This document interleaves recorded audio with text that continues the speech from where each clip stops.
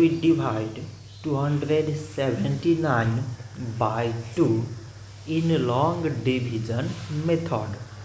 So 2 times 1 means 2. On subtracting we get 0.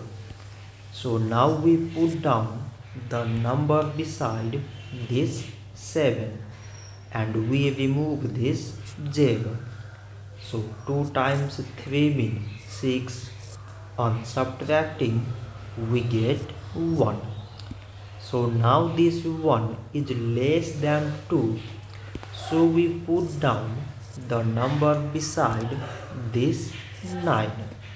So now it became 19 and 2 times 9 means 18. On subtracting we get 1.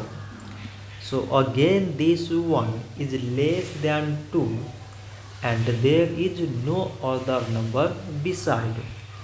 So we put here decimal so that we take 0. So now it became 10 and 2 times 5 means 10. On subtracting we get 0. So 279 divided by 2 is 139 decimal 5.